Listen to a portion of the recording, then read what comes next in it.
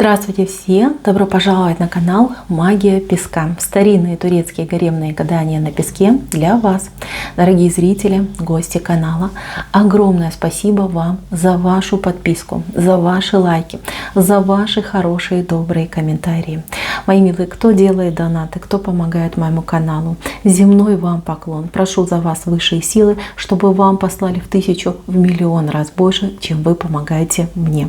Огромное вам спасибо. Тема сегодняшней отсыпочки звучит так. Что для вас приготовила судьба до конца месяца? Если тема вам интересна, пожалуйста, загадайте на себя. Прям так и спросите, что приготовила для меня судьба до конца месяца. Надеюсь, вы настроились. Я убираю Назар. Прошу высшие силы дать мне возможность ответить на все ваши вопросы и послать для вас только самую важную, самую нужную и самую полезную информацию. Давайте-ка посмотрим, что же вам приготовила сама судьба. Что до конца месяца приготовила вам судьба. Так. Знаете, здесь в центре вышла машинка. Вот как хотите. Это машинка, либо транспортное средство какое-то.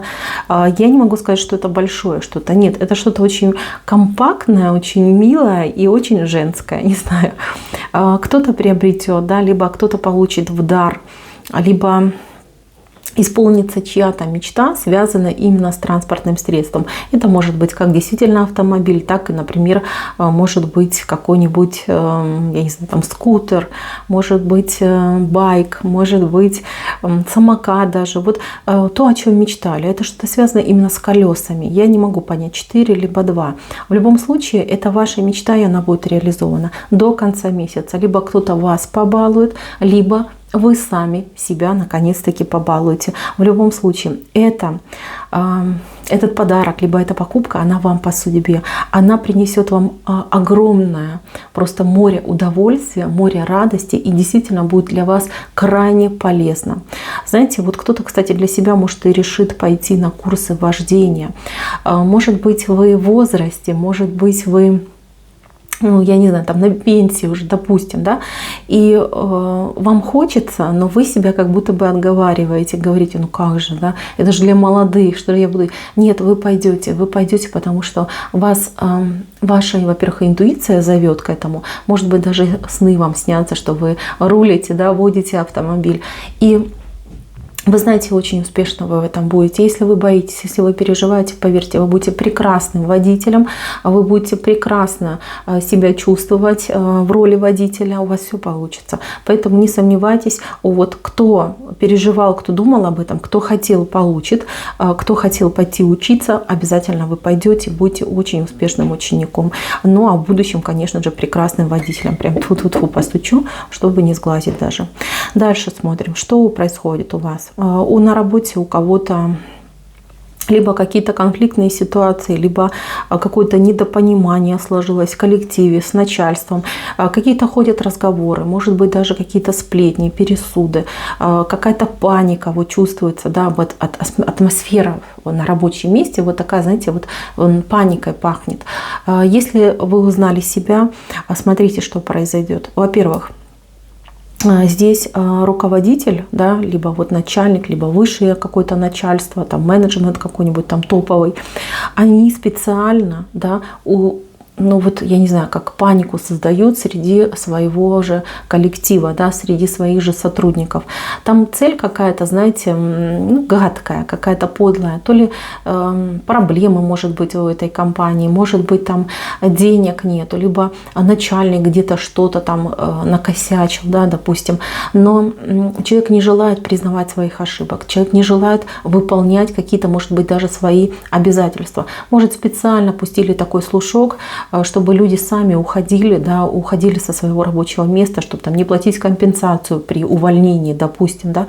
Но это как крайний случай. Но тем не менее, что нужно делать вам? Ну, вам нужно успокоиться, вам нужно не поддаваться на панику, занимайтесь своим делом, занимайтесь. Но и вам это сигнал на будущее. То место, где вы находитесь, не совсем ваше, либо ту позицию, которую вы занимаете, это не совсем ваше. У вас есть мысли, у вас есть планы на то, чтобы работу, может быть, что-то поменять в своей жизни, может быть, в принципе, поменять свою, может, деятельность, да, род деятельности, сферу деятельности поменять. Вам вот тоже вот это все вот именно как зеленый свет, понимаете, что да, действительно нужно себя немножечко прокачать, апгрейдить, может быть, чему-то поучиться, может быть, действительно поискать какие-то дополнительные источники, где вы могли бы либо подучиться, либо действительно подзаработать. Вы знаете, я вижу такую ситуацию, что вам на этом месте, вот где вы сейчас находитесь, это у вас как временно идет место, вам там не быть. То есть вас в любом случае судьба до конца месяца, вот смотрите, вам откроется ваш путь. Вот именно в работе, в вашей трудовой деятельности откроется путь, куда вы пойдете, чем вы будете заниматься. И знаете, вас вот как подготавливают. Вы уже, я так вижу, устали бояться, устали переживать и устали постоянно заглядывать в будущее. Но я скажу вам такую вещь, это, конечно же, не тема, но тем не менее, я вижу, что вам быть человеком при деньгах, то есть вы не потеряете, а вы даже больше заработаете. То есть конец месяца будет четкое решение: я ухожу, либо я иду учиться. И это будет оптимально правильно, нужно этого придерживаться. Смотрите, у кого есть недоброжелатели на работе, либо какие-то конкуренты, с кем вы постоянно там, спорите, бодаетесь, либо кого-то подозреваете, да, в нечестной какой-то, может быть, конкуренции, либо что коллега так себе с гнильцой. Вот этот человек, он до конца месяца себя проявлять не будет, нет. Но этот человек, он может вам как-то из-под тишка вредить.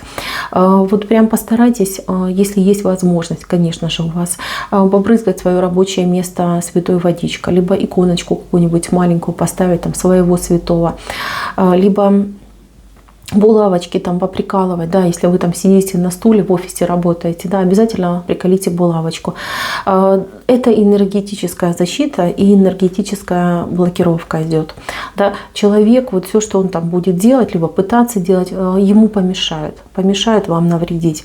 Но этот человек, он, знаете как, это, конечно, не до конца месяца случится, но это случится, скорее всего, до конца года. Этот человек от вас отстанет. Причем таким, знаете, странным образом либо уволят этого человека, либо так сложится обстоятельства, что человек не сможет посещать работу. Я не хочу туда дальше лезть, но тем не менее, вот я вижу, что эта ситуация временная, вам нужно потерпеть. Что вам нельзя делать, так это конфликтовать. Открытые конфликты, противостояние, злость, гнев, это все вам противопоказано. Потерпите немножечко, тут осталось всего-то ничего. Так, у кого-то командировка выходит. Командировка достаточно неожиданная. Прям скажут, надо ехать. Все, завтра ты едешь или там послезавтра ты едешь. Как будто бы отказаться совсем нельзя. Но вот кому такая ситуация выходит, кто будет обязан в командировку, либо куда-то вас пошлют, куда-то вот поехать, вы не расстраивайтесь, для вас почему-то это вот какой-то переживательный момент. На самом деле все будет хорошо. Мало того, вы там с кем-то еще познакомитесь с очень хорошими, приятными людьми. У кого-то могут прям дружеские отношения завязаться, а у кого-то и любовная тематика может быть. Поэтому, мои дорогие, вам эта дорога вот неожиданно выпадает, да, вот прям как перекрестком в вашу жизнь врезается, но с другой стороны, она несет за собой новую энергию, новых людей, новые возможности. Кто-то, например, поедет, и так вам там понравится, такие приятные люди вас встретят, что вы, например, захотите вообще туда перевестись, да, и находиться там, да, в тех краях, то есть вас туда поманит. Вот у кого-то прям судьбоносный путь, судьбоносный, который действительно очень многое в вашей жизни может поменять. Так, здесь еще до конца месяца вам нужно будет куда-то ходить, что-то выяснять, чего-то добиваться. Может быть, это какие-то государственные учреждения, либо, может быть, банки, какие-то вот прям, вот знаете, какая-то бюрократия, да, бюрократия, которая, когда подумаешь об этом, прям аж неприятно становится. И вы об этом думаете, либо вы, может быть, думаете делегировать кому-то, да, может быть, там кого-то нанять, либо кого-то попросить, чтобы за вас сделали. Не думайте об этом, придется делать вам, потому что если вы кому-то переадресуете, человек может ошибиться, человек может еще хуже там, да, эту ситуацию там как-то запутать. Поэтому ноги в руки и заниматься этим делом. Вы добьетесь, у вас получится. Вам, вот, я не знаю, может быть, кого-то вы наслушались. Все будет хорошо. Вы пойдете, вы договоритесь, что нужно, соберете, принесете, вам все сделают. Это будет для вас, может быть, по времени затратно, но это будет хорошо для вас закончиться, да, это вот прям успешно будет, поэтому не переживайте. Кому выходит поездка, дорога, вот в принципе ваша личная, да, вот вы куда-то будете ехать, вы планируете эту дорогу, дорога это состоится, дорога будет легкой, вот может быть кто-то переживает именно за сам путь, вот кажется, что вот как-то виляет эта дорога, непонятно, что там меня ждет, все будет хорошо. Вы съездите, у вас больше переживаний идет, чем вот этой самой дороги, самой ситуации. Вы съездите, порешаете свои дела, что надо сделаете, и также легко назад и вернетесь. Поэтому по этому поводу даже и не переживайте. Так, у кого родственники болеют, либо вы, может быть, переболели, легкое течение болезни, либо какая-то быстрая ремиссия, хорошее лечение, здесь переживать не стоит. Все будет хорошо у вас. Единственное, что я могу вас предупредить, так это о игнорировании проблемы. То есть у кого-то есть проблемы, кто-то думает, ну на ногах, да, я обычно на ногах болею, переболею, ничего страшного. Нет, здесь именно ситуация того, что при правильном лечении, к правильном отношении к себе у вас все, либо у ваших, там, не дай бог, близких, да, все пройдет более-менее нормально. Очень плохо, когда близкие болеют, да, за себя как-то мы меньше переживаем, а вот за близких мы очень сильно переживаем. Дети выходят, у кого дети, школьники, дети, здесь очень важно, чтобы вы почаще контролировали, где ваш ребенок и чем занимается. Понятно, что если жизнь сложная, приходится там работать, часто дети сами начинают там и в школу ходить, и еду себе разогревать. Если есть возможность у вас такая, вот прям созванивайтесь постоянно, да, причем созванивайтесь по видеосвязи, не просто по голосовой, да, а по видеосвязи. И вам будет спокойно, и вы можете контролировать, что происходит вокруг. Я не хочу ничего тут дурного сказать, ни про вас, ни про ваших детей, но тем не менее. То есть контроль и внимание очень важны, особенно вот до конца месяца для школьников, дети-школьники. Не малые дети, а вот именно которые ходят в школу, которые вот самостоятельной жизнью, скажем так, уже живут. Вы им доверяете, это прекрасно, и дети у вас хорошие, но тем не менее могут возникнуть какие-то бытовые вопросы, либо вопросы, я не знаю, там, местонахождения, да, чтобы вы всегда четко понимали, где ваш ребенок, чем занимается и что вокруг него происходит. Вам же так будет лучше. Так, отношения в семье, в браке. Кто в семье, в браке, здесь у нас тишь да блажь, тут прям постучу, все спокойно. Может быть, и будут какие-то недопонимания, да, но тут я вижу, что вы немножечко обижаетесь. Я хочу вас предупредить, чтобы вы не перегибали палку. Понятно, что ваш мужчина, он, не первый день вы знакомы, да, и там есть за ним бока большие да малые, но тем не менее человек старается, ему нелегко, вам тоже нелегко, какая-то усталость и у вас, и у него, может быть, немножечко как будет охлаждение между вами, да, может быть, не будет такой душевности, либо близости, как обычно бывало, но все равно вы вместе, все равно вы на друг друга смотрите.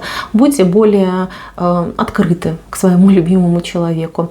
Лишний раз там скажите доброе слово, понимаете, там, позаботьтесь лишний раз, и ему будет хорошо, и вы сохраните вот гармонию и баланс в вашей семье.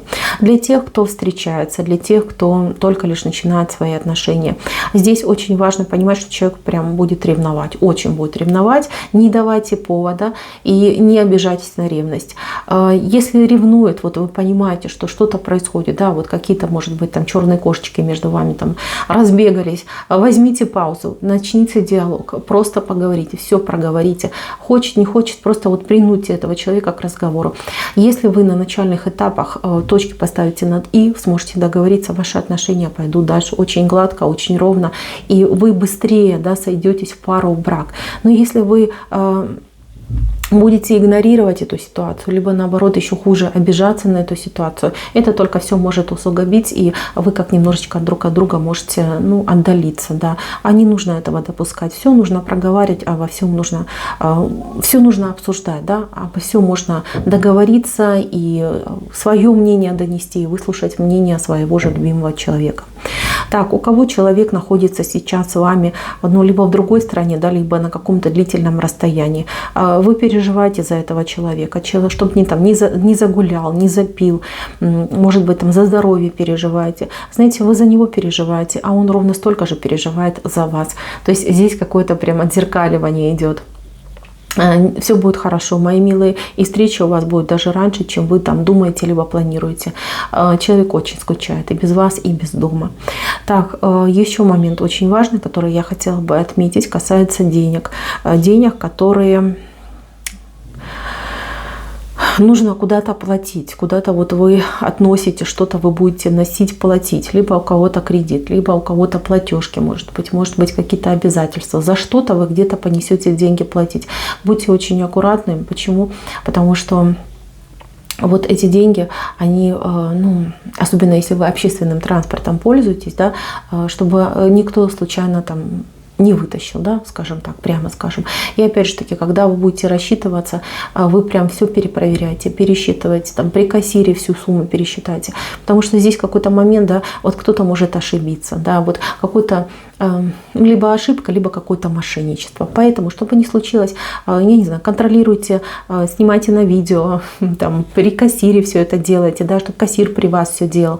Вот момент какой-то такой присутствует. Там какая-то женщина интересная, она с проблемами по жизни, может быть, у нее настроение плохое будет, да, то есть какой-то момент может возникнуть. Но это, конечно, не у всех, но я вас предупредила, вы теперь знаете, к чему готовиться. И еще самый главный момент, что приготовила для вас судьба.